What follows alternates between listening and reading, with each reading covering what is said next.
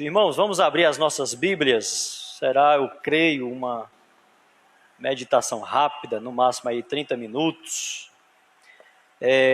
Evangelho de Lucas, capítulo 7, versículo 11 ao 17. Esse belo fato aqui narrado por Lucas, né? Somente Lucas registra este milagre de ressurreição realizado por Jesus no filho da viúva de Naim. Lucas capítulo 7, versículo 11 ao 17 diz: Logo depois, Jesus foi a uma cidade chamada Naim, e com ele iam muitos dos seus discípulos e uma grande multidão. Quando ele chegou perto da porta da cidade, levava um defunto, filho único de sua mãe, que era viúva, e com ela ia uma grande multidão da cidade. Vendo-a, o Senhor sentiu grande compaixão por ela e lhe disse: Não chores.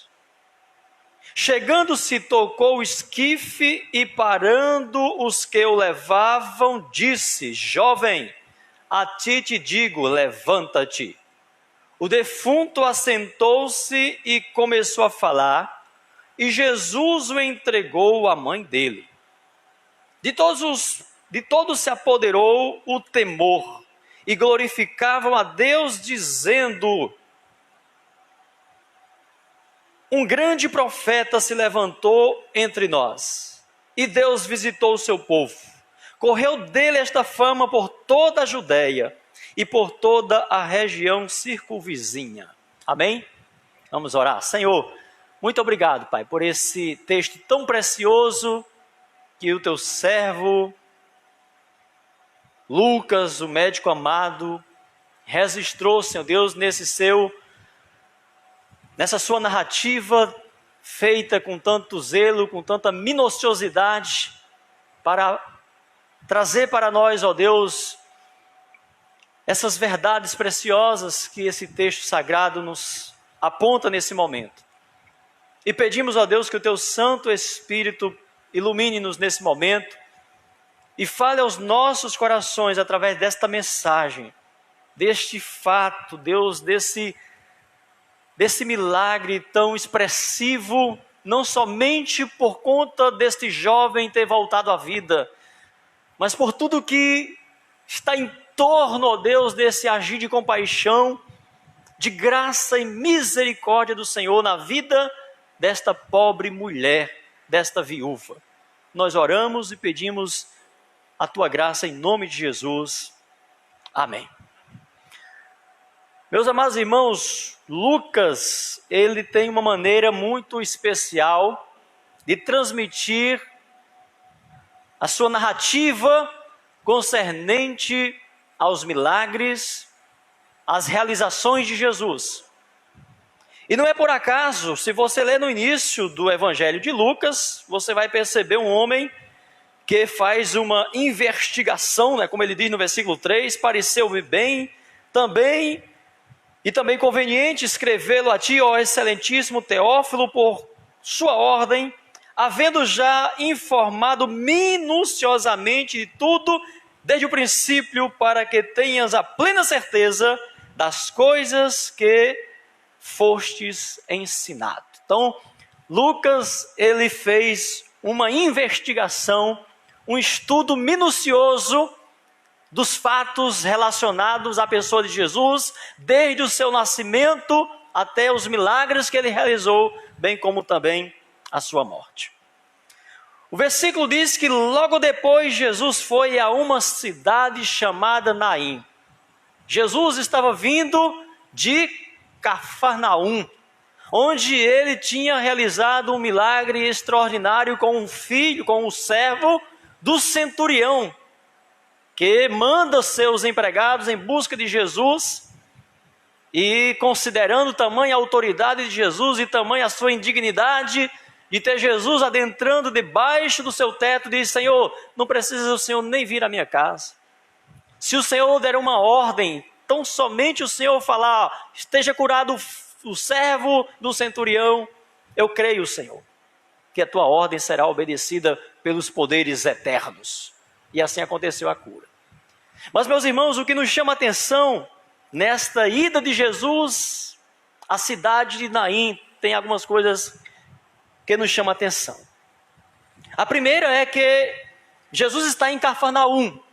De Cafarnaum para Naim são 50 quilômetros.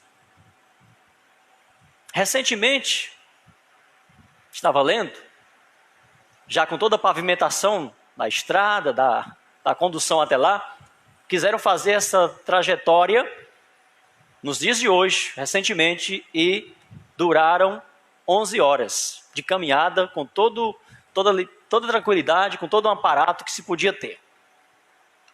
Naqueles tempos, as dificuldades eram outras. Primeiramente, a cidade de Cafarnaum ficava a 50 quilômetros distante e a 180 metros abaixo do nível do mar. E a cidade de Naim ficava a 200 metros acima do nível do mar. Então, era uma subida desgastante que eles tinham que percorrer 50 quilômetros. Jesus já estava bastante desgastado da missão evangelística que ele tinha exercido ali em Cafarnaum, onde nós sabemos que foi a cidade onde ele realizou a maior parte dos seus milagres. Mas quando nós contemplamos, meus irmãos, Jesus se dirigindo à cidade de Naim, se a gente for aqui entrar em questões humanas, nós imaginamos que Jesus saiu dali durante o dia, provavelmente caminhou toda a noite, para somente no outro dia pela manhã estar chegando a Naim, porque segundo os historiadores durava em média 2 a 3 dias esta caminhada naquela época devido às dificuldades. Mas é claro que quando Jesus estava ali em Cafarnaum, Jesus já estava contemplando a situação desoladora desta pobre mulher, desta viúva que tinha um filho único, que esse filho havia morrido. E creio que quando Jesus estava em Cafarnaum, o fato da morte já tinha acontecido. Porque quando Jesus, depois dessa longa caminhada, chega próximo à porta de Naim, da cidade de Naim, vinha uma grande multidão conduzindo o filho único desta viúva. E essas colocações que Lucas faz, filho único, viúva, não é por acaso. É para destacar o caos mesmo. É para destacar a situação triste, lamentosa que aquela mãe estava vivendo. Primeiramente porque ela era viúva e a única dependência financeira, a única forma de sustento que ela tinha era o seu filho. Mas agora o filho único dessa pobre viúva havia falecido. E aí dentro até mesmo do contexto cultural e político, né? Uma viúva sem o amparo do marido, claro, era viúva, e agora sem do filho, o homem provedor, ela só lhe restava 2 opções para sobreviver. Porque, segundo estudos, é provável que ela não tinha mais familiares. Quando Lucas faz essas colocações, então só restava duas saídas, ou ser mendiga e medicar, ou se prostituir. Provavelmente o jovem tinha entre 20 e 20 e poucos anos, então normalmente eles imaginam que ela tinha entre 40 a 45 anos, então era uma mulher ainda considerada nova, viúva. E outro fato que pesava nessa questão era que havia todo aquele conceito de que se alguém perdesse pessoas assim, tão jovens, primeiro ela perdeu o marido e agora o filho, alguma situação de pecado estava acontecendo nessa família para receber tamanhos castigos. Então era algo doloroso, não é? E é interessante que Noemi, lá no livro de Ruth, né, capítulo 1, ela vai falar sobre essa mão pesada do Senhor pelo fato, né, dela ter perdido o esposo, ela jovem ainda, o esposo jovem, e perdeu também os 2 filhos, né? Então ela disse: eu sou uma amargurada de coração, a mão do Todo-Poderoso pesou sobre mim. Mas quando você olha para o lado espiritual, para o lado dos propósitos de Deus, você vê que nada disso era resultado de pecados ou de castigo de Deus, mas de ensinamentos preciosos que Deus queria dar também para o seu povo naquele presente momento que muitas vezes estavam tão impregnada a cultura humana, os costumes humanos, que eles esqueciam dos propósitos de Deus. E esta viúva, como também a viúva de Serapta, né, não era necessariamente o seu sofrimento, a sua dor, resultado de pecados, quer seja dela, quer seja de algum ente querido que ela estava pagando, até mesmo porque biblicamente isso não procede. Mas culturalmente, às vezes as pessoas se deixam se envolver tanto, se dominar tanto pelos costumes, pela cultura ou pela superstição que às vezes nivela ou até supera aos princípios bíblicos. Assim os fariseus, alguns fariseus, não todos, na época de Jesus também estavam vivendo essa superioridade das tradições, dos costumes, que Jesus chega a dizer lá em Mateus capítulo 15, vós por causa das vossas tradições, dos vossos costumes, ou da cultura de vocês, vocês querem agora invalidar o mandamento, o princípio de Deus. E aí, queridos irmãos, de fato, esta mulher, ela tinha perdido, ela vinha morrendo passo a passo, perdendo a sua dignidade, perdendo o seu sustento, o seu amparo. E agora, esta mulher perde o seu filho único. E eu imagino quando Jesus estava lá em Cafarnaum, realizando aqueles milagres, Jesus se dirige para essa cidade. Na verdade, o termo cidade aqui é força de expressão, que na verdade eram vilarejos, né? Na verdade, na época, segundo os historiadores, lá tinha, se eu não me engano, eu pesquisei aqui, 14 casas, cento e poucas pessoas moravam, 34 casas e 189 pessoas aproximadamente na época, era composta essa cidade. Hoje, lá em Naim, tem 1.500 pessoas habitando, ou seja, ainda continua sendo um vilarejo, um lugar pequeno, né? Um lugar sem muita expressividade em Israel. Não sei necessariamente se continua com esse mesmo nome, mas o vilarejo continua ainda dentro desse... Até mesmo porque Israel, eu imagino que a cidade de Israel não deve ser... Israel em si é pequeno, né? Então tem muitas cidadezinhas ainda hoje, muito minúsculas. Na Paraíba nós temos cidade bem pequenininha também, né? Ali com prefeito e tudo, com 1.500 habitantes, 2.000, né? Então tem cidades bem pequenas também aqui no Brasil. Mas, queridos irmãos, é muito glorioso essa ida de Jesus para estar com aquela mulher. E aí diz o texto que quando chegou perto da porta da cidade, levava um defunto filho único de sua mãe, que era viúva. E com ela ia uma grande multidão da cidade. Não era tão grande essa multidão, se a cidade era tão pequena, não é? Mas era uma multidão. Porque vamos imaginar... Por duas razões a gente fica pensando. Normalmente enterro de pobre não dá multidões. Enterro de gente famosa, gente rica, dá multidões.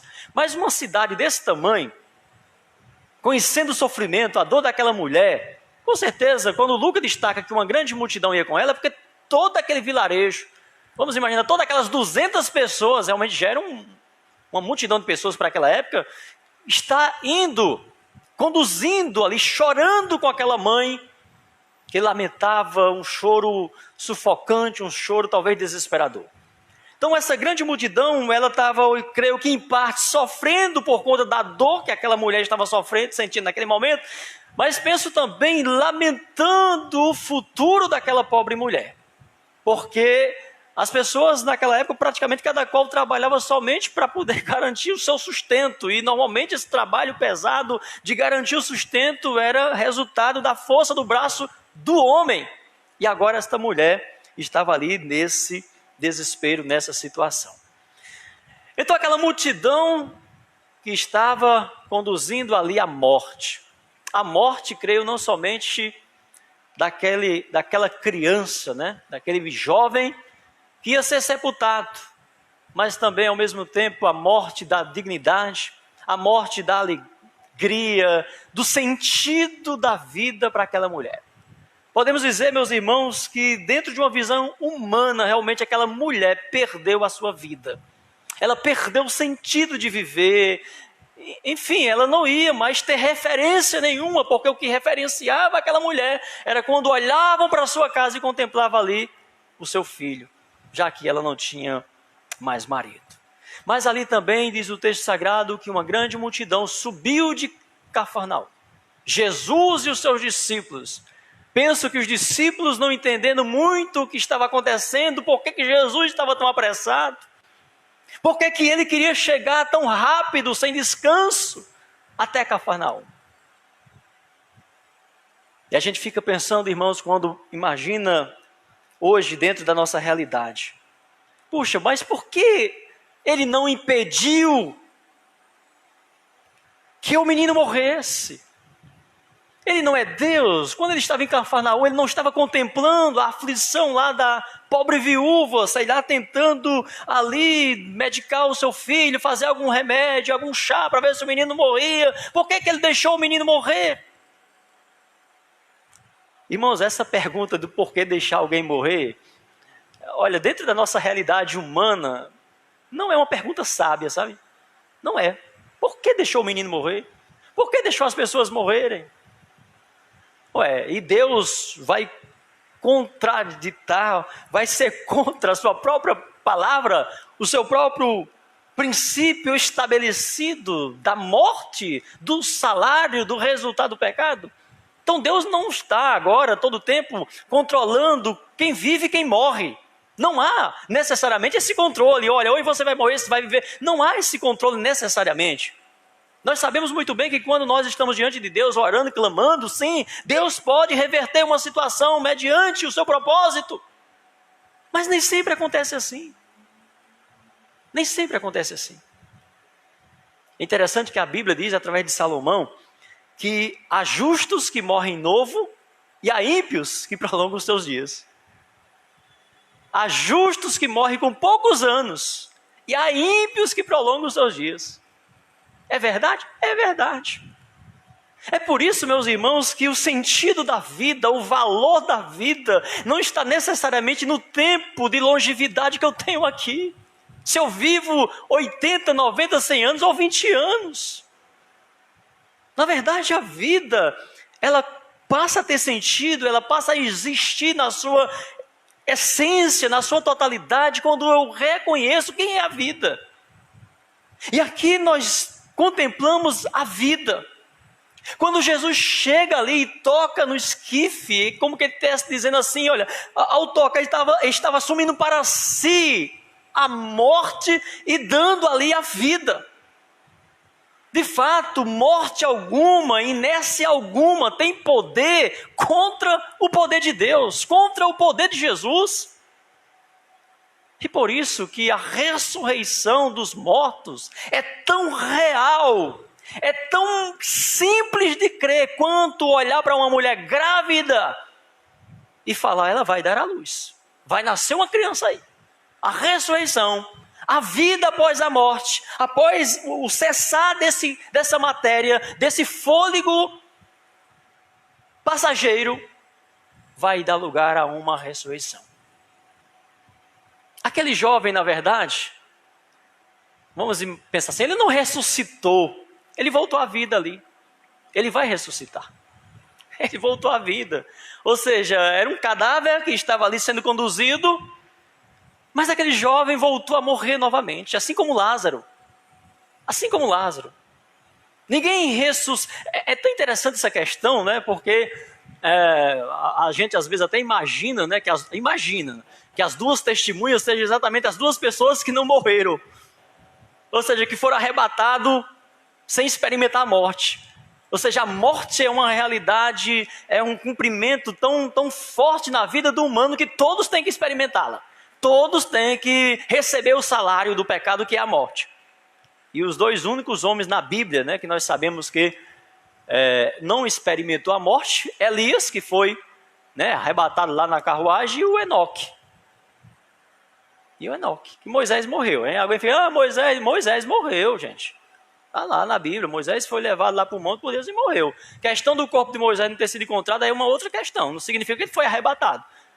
Mas ele morreu, Deus disse que ele ia subir, e lá no monte ele ia morrer. Deus não precisava esconder essa questão de arrebatar Moisés ou coisa nenhuma. O fato de ter sido ocultado é uma outra questão. Então, queridos, olha, essa colocação aqui no versículo 13, quando Jesus, diz o texto aí, né? Vendo o Senhor, sentiu grande compaixão por ela, ele disse, não chores.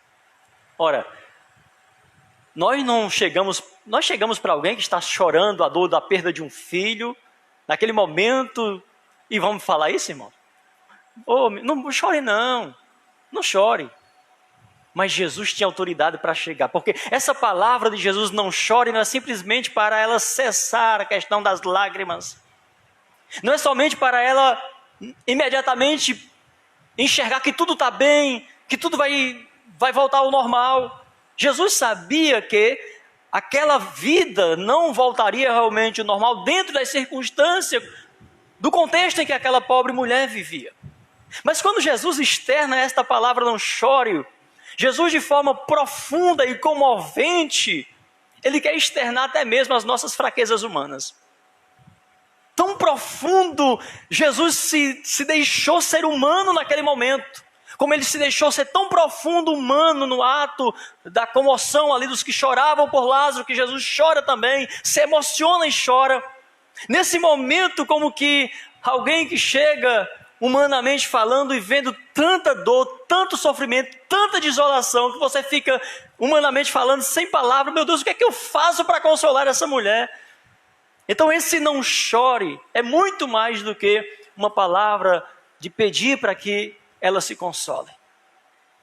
Jesus estava se colocando literalmente no lugar daquela mulher. Ele assumiu a dor daquela mulher naquele momento. Aquela mulher não pediu para ser consolada. Aquela mulher não pediu para ter o seu filho de volta. Mas Jesus assumiu a dor literalmente naquela mulher.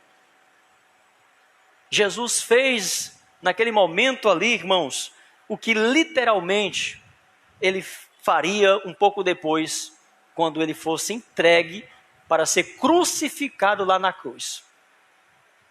Assumindo literalmente o lugar de cada um de nós.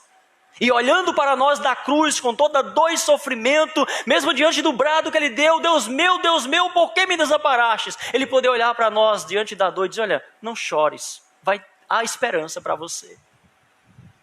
Eu já assumi o seu lugar, eu já estou no seu lugar. E aí, meus irmãos, quando nós contemplamos a vida humana de Jesus, experimentando e encarnando todo o sentimento e necessidade humana, meus irmãos, isso nos encoraja de fato a não se desesperar, mesmo diante dos piores caos, porque era a situação desta mulher. Ou seja, a vida dessa mulher estava quase que literalmente sendo sepultada. Se ela tivesse a opção de ir junto, creio que ela dizia, Deus, tira o meu fôlego para eu ir junto. Acabou.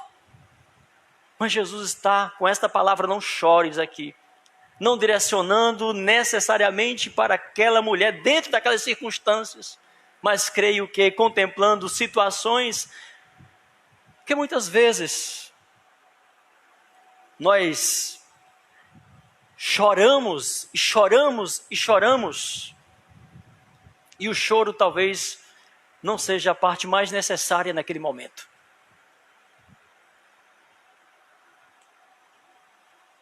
Imagino qual foi a reação daquela mulher. Talvez ela nem tenha levantado os olhos para contemplar Jesus.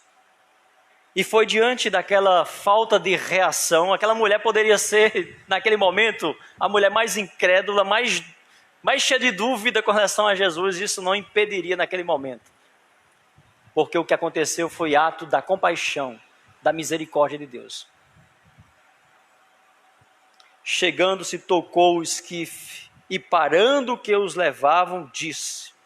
Quando Jesus tocou ali naquela maca, né, onde aquele defunto estava, outro detalhe, Jesus não se preocupou com o ritual da purificação, né, do se contaminar. Outro detalhe, né, porque um judeu jamais poderia chegar e tocar no morto, tocar numa maca ali. por N razão, tinha toda aquela questão do ritual, quando alguém chegasse de uma situação, ele tinha que se purificar, passar de... Então, não podia tocar, está lá na lei. Jesus chega e toca ali e diz para aquele jovem: levanta-te. E o jovem se levantou. O defunto assentou-se e começou a falar. E Jesus o entregou à mãe dele. É interessante essa outra parte aqui, irmãos. Jesus o entregou à sua mãe. Mulher, tudo que você tinha, sua vida, toma a tua vida. Toma o teu sustento. Seja consolada. Seja confortada. Jesus entregou aquele jovem. Agora, irmãos, é difícil descrever o sentimento que pairou na alma, no coração daquela mãe naquele momento. Aquele jovem simplesmente conversou. Talvez ele deu continuidade às últimas palavras, aos últimos assuntos, sei lá, que ele estava conversando com a mãe ou com alguém que de repente veio a falecer. Para ele, voltar à vida não representou muita coisa. Talvez, em outras palavras, teria sido melhor para ele ter continuado em direção. Porque diz Salomão que melhor o final da vida do que o início dela. Pesado, né, as palavras dos sábios, né? Melhor é o fim da vida do que o início dela. São palavras dos sábios. Mas aquela mãe, irmãos, ali, o escritor, o narrador, Lucas, evita colocar o sentimento da mãe, porque com certeza não haveria palavra para descrever o tamanho do sentimento de alegria e de gozo. Mas Lucas descreve, né? Descreve o sentimento dos que acompanhavam. De todos se apoderou o temor e glorificavam a Deus, dizendo: um grande profeta se levantou entre nós e Deus visitou o seu povo. Irmãos, por que essa expressão, um grande profeta se levantou entre nós e Deus visitou o seu povo? Ora, 400 anos, meu amigo, de silêncio. 400 anos que não havia um profeta, que não havia uma manifestação, um sinal da presença visível, palpável de Deus. De repente um homem surge, operando esses milagres. Então eles não tinham outra convicção senão esta: olha, verdadeiramente um profeta se levantou, porque eles eram ensinados que o último profeta tinha sido Malaquias, né? E os outros profetas, Jeremias e tudo ali, que viveram no período do exílio, não é? Até Israel ficar ali aquele período sem profeta, sem rei, enfim, até que entrou aqueles 400 anos de silêncio, até que todo o silêncio foi quebrado, né, com o anúncio ali do nascimento de João Batista, o nascimento de Jesus. E eles só foram, a comunidade de modo geral, perceber que de fato houve uma manifestação real de Deus quando começou os milagres, porque até o nascimento de Jesus, as pregações ali, somente aqueles mais íntimos, né, aqueles que estavam conectados às profecias sabiam do que se tratava, mas a maioria, de um modo geral, só foram entender que o silêncio foi quebrado quando começaram a contemplar os milagres. Nem com João Batista eles perceberam, porque João Batista não realizava milagre algum, apenas batizava lá no Jordão e tal. Então tinham aquele respeito por João Batista, tudo bem, ele está pregando, está batizando as pessoas, levando as pessoas ao arrependimento. Só que a questão de levar as pessoas ao arrependimento já existia também no período interbíblico. Período interbíblico, quando a gente fala que foram 400 anos de silêncio, né? O silêncio é uma forma de falar. Tinha lá o servo de Deus, tinham sacerdotes também que eram fiéis, haviam servos que tinham a observação da lei e tudo mais, só que, claro, né, nada de especial acontecia. O povo de Israel estava acostumado a receber mesmo a revelação, a visão. Então foram 400 anos sem ter essas visões, sem ter essas revelações. Mas quando acontece esses milagres e outros aqui, aí nós vamos entender melhor o pano de fundo que eles estavam vivendo. Ou seja, de fato, havia um silêncio angustiante na alma dos judeus. E foi rompido esse silêncio, essa angústia, esse desespero com as manifestações graciosas do Senhor Jesus Cristo. Então, meus irmãos, Jesus assume ali a morte no lugar daquele jovem quando ele dá vida para aquele jovem. E esta palavra de consolo de Jesus, olha, não chore, meus irmãos, isso aproxima demais Deus da gente, não é? Isso aproxima muito. Então, ainda que nós, humanos, não chegamos para outras pessoas em momentos cruciais para usar essa palavra, mas Jesus chegou para uma pessoa. E isso é muito confortador, isso é muito consolador, porque, de fato, eu, sabendo a dor que o irmão Marcelino está sentindo, perdeu a sua mãe querida, não vou chegar. Ele tem, muitas vezes chega, meu irmão, chore, desabafa. Mas Jesus chegou para aquela mãe e disse, não chores. Exatamente remetendo à presença real de Deus em nossas vidas, nos momentos em que as lágrimas não cessarão jamais, por um abraço, por um conforto que nós tentamos dar para o outro. Mas Deus, Ele tem esse poder de chegar e acalentar a nossa alma, e nos confortar, e nos consolar. E mesmo sendo um momento tão duro, tão difícil, que é quando nós perdemos um ente querido, nós sentimos ali o abraço do Senhor, o abraço de Deus. Alguém ignorantemente pode pensar, mas por que Ele não poderia ressuscitar também hoje? Fulano? Nós sabemos muito bem que todos esses milagres, sobretudo de ressurreição, aconteceu para que se cumprisse profecias, da qual somente o Messias tinha o poder e a autoridade.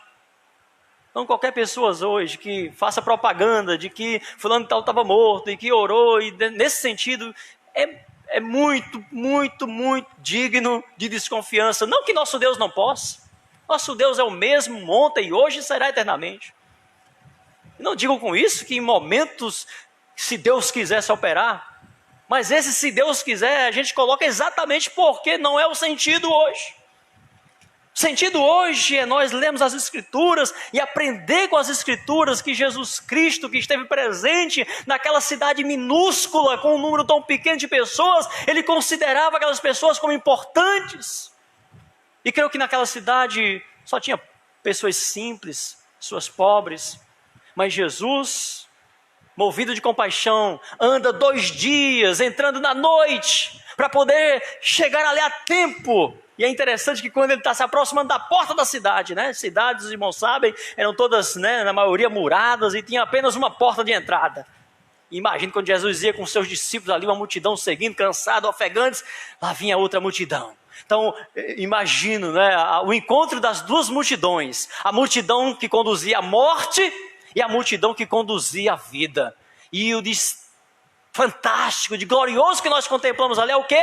É que a multidão da vida vence a multidão da morte. Ou seja, a presença de Jesus elimina a angústia, a tristeza e o desespero.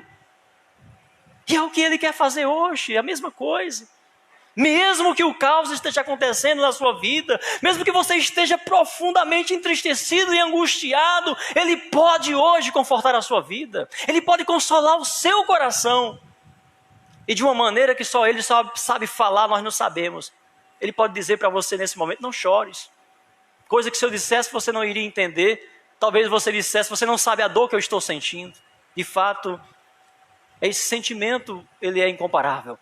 Mas quando Jesus fala, a gente simplesmente recebe algo da sua vida.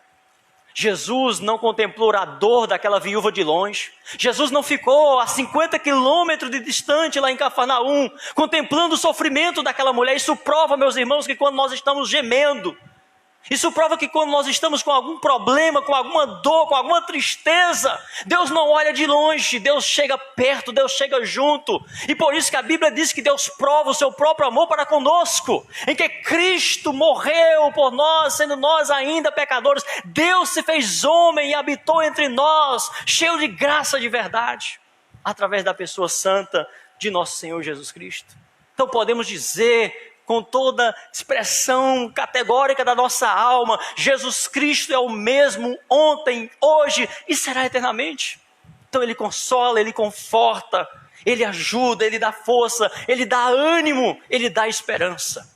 Basta tão somente que você, que eu, que nós creiamos que assim como Ele esteve presente, assim como Ele na sua humanidade se esforçou para fazer aquela longa viagem a pé até a cidade de Naim. Hoje, como Deus, é claro que não precisa emitir mais nenhum esforço. Apenas uma coisa ele pede: clame a mim, e responder-te-ei, e anunciar-te-ei coisas grandes e ocultas que não sabe, a tristeza que arrebenta com a sua alma. Eu posso consolar, eu posso confortar. Buscar-me-eis e me achareis, quando me buscardes de todo o vosso coração. Então é Deus que diz na sua palavra que se nós o buscarmos, meus irmãos, de todo o nosso coração, realmente rasgando a nossa alma, o nosso coração, Deus está pronto para nos ouvir, para nos atender e para suprir todas as nossas necessidades. E Deus em Cristo Jesus, que o Espírito Santo, Jesus que consolou, que confortou aquela pobre mulher, naquela ocasião ressuscitando, dando vida àquele jovem, porque o contexto, as circunstâncias requeria de Deus aquela atitude, requeria de Deus aquele manifestar. Hoje, Deus traz o mesmo conforto, o mesmo consolo, Deus traz a mesma vida às famílias desoladas e entristecidas, através da sua presença consoladora e confortadora através do Espírito Santo. E que Deus possa em Cristo Jesus confortar a sua vida, você que está sofrendo, você que perdeu um ente querido.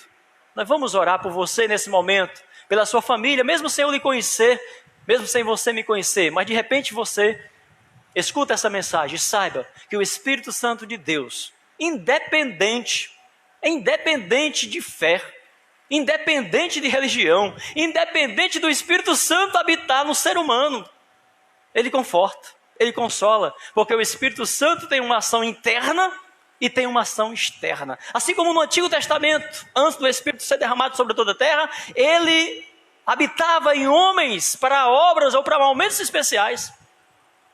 E saíam, porque aquelas pessoas não viviam em plena comunhão com o Espírito Santo, não havia ainda uma restauração, não havia ainda uma reconciliação. Assim também é a mesma coisa hoje. Quando nós nos reconciliamos com Deus pela fé em Cristo Jesus, o Espírito Santo de Deus ele passa a habitar permanentemente e eternamente em nossas almas. Mas quando isso não acontece, o Espírito Santo, gracioso e misericordioso, diante da dor, diante do sofrimento, diante da perda, ele oferece consolo, ele oferece conforto.